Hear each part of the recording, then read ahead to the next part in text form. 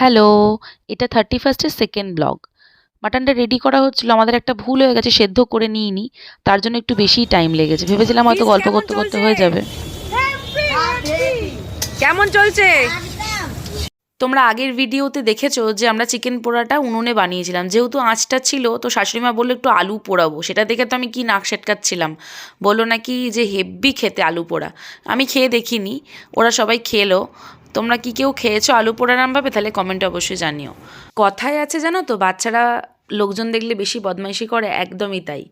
তোজো আজকে প্রচণ্ড পরিমাণে বদমাশি করেছে, কফি উল্টে দিয়েছে, আরও অনেক কিছু যেগুলো ভিডিওতে আমি করতে পারিনি। আর এই ভিডিওটা মানে এই পার্টটা দেখে যেন কেউ নাক সিটকিও না। কোনো একদিন অ্যাপ্লাই করে দেখো, ভীষণ টেস্ট হয়, আরও টেস্ট বাড়ে। তো লাস্টে জিরে গুঁড়ো গরম মশলা দিয়ে ভালো করে কষানো হচ্ছে। মাটনটা হতে অনেকটাই টাইম লেগে গেছে। তোজো এদিকে।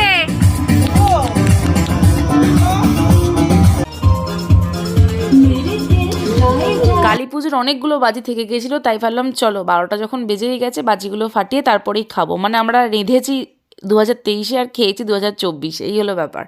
আর তোমাদের সঙ্গে কিছু রিয়েল সাউন্ড শেয়ার করব। দেখো চারিদিকে এত আওয়াজ হচ্ছিল, তো আমি এটা মিউট মারলাম না।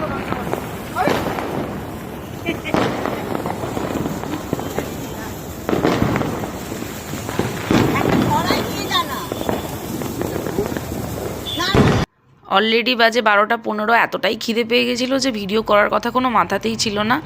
ঝপাঝপ খেয়ে ফেলেছি।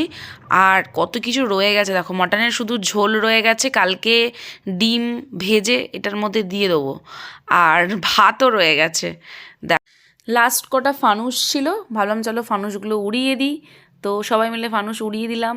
আর এই ভিডিওটা এখন এডিট করছি রাত্রির 1টা বাজে। তো আমার গলাটা একটু ঘুমন্ত ঘুমন্ত লাগতে পারে, তার জন্য সরি।